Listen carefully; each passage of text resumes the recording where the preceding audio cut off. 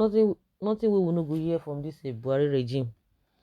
The federal government has explained that the heavy presence of security personnel in the southeast is as a result of the heavy population in the region. Really?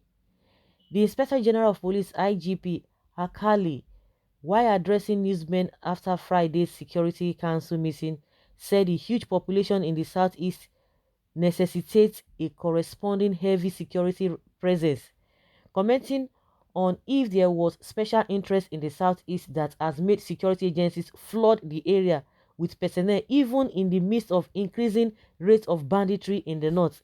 The IGP said where there are more people, you have the problem of policing than where you don't have. He stressed that what the North has is a large land mass and not a large population, unlike the East. My goodness, are you for real? And they tell you they have the numbers. So what is this man talking about? Unlike the Southeast, where many people occupy a small space. Meanwhile, Southeasterners have continued to lament over security operations in the region, with many alleging harassment and extortion at different checkpoints by the security agents on the roads. So the north now, they don't have the population again. Oh. They don't have population, they have big land. And the big land they have, they cannot stay there, oh, but they want to go to a smaller place, a smaller space. They want to go to a smaller place to shorten the ration of the people over there. That is not even the issue. The people are not even worried that you are coming to their place. But this idea of coming to take their lives and take their land is what they are talking about. They are even confirming it. You have big land, you have a smaller population, and yes, you cannot stay in that place. And you are telling us that there's no plan to Islamize or to Fulanize the country, to take the people's land from them, to colonize the people. And you say there are no plans for that. If you can tell us. But when it comes to election now, they will tell you that they have the numbers. So what is this man talking about? What is this IGP talking about? Me, I don't understand. Though. I can't even fathom it. So East has more population than North, but when election comes, North has population than East. Nigerians. Terrible, terrible truth coming out now. Please let this revelation be sacred and preserved for the North, for the forthcoming population.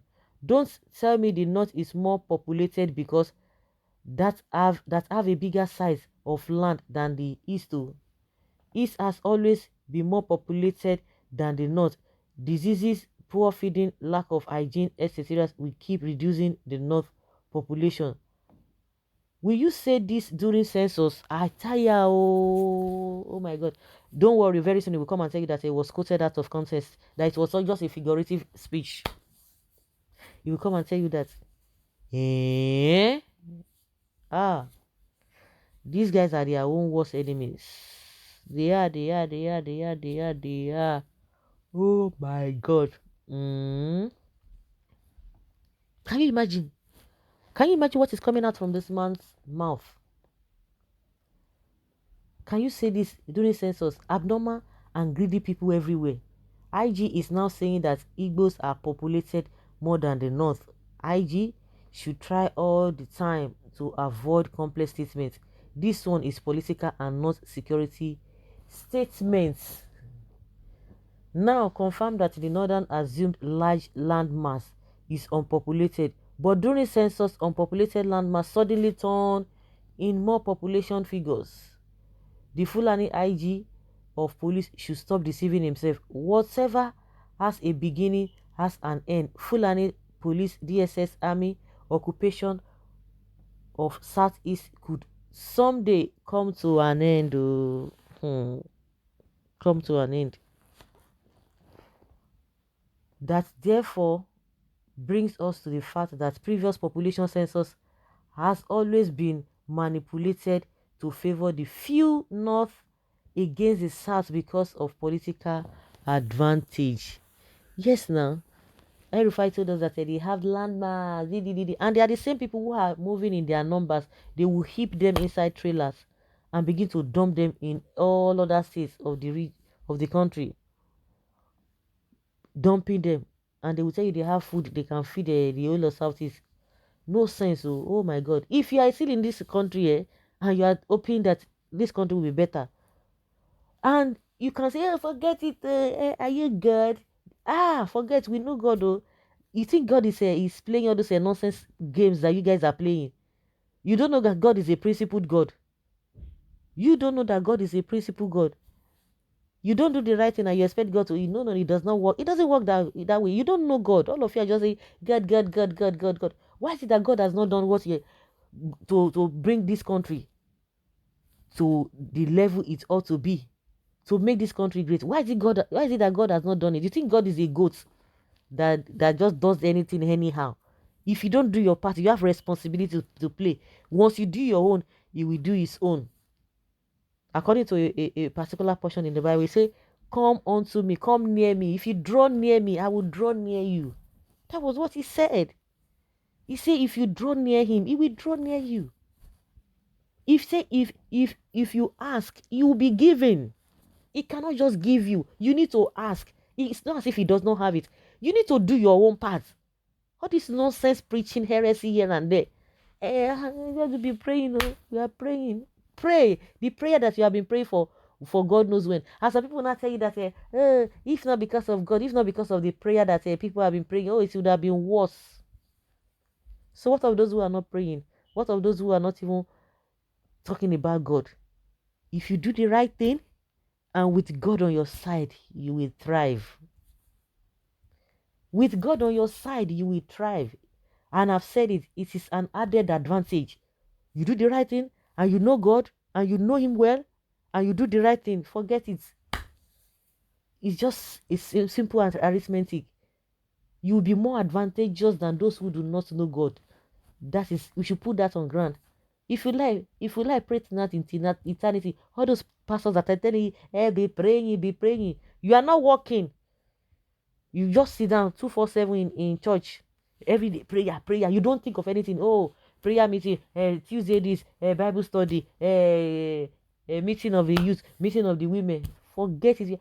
Some people don't even think of anything. They don't even reason, just to be going there and every day just be doing this, be doing beautiful nonsense. They don't even know the God. Though. Majority of them are even serving the so-called pastors. I can't talk about other religion. I talk about the one I know. They don't even know the God they are serving. They are even serving the so-called pastors. Some of them unknowingly, they don't even know it. That's what they are doing. They don't know it. You can imagine. They will not be telling you, God will do it. God will do what? Don't do your part. You'll be waiting for God. My God is a principled God. He said, knock, the door shall be made open to you. If you seek him, you will find him.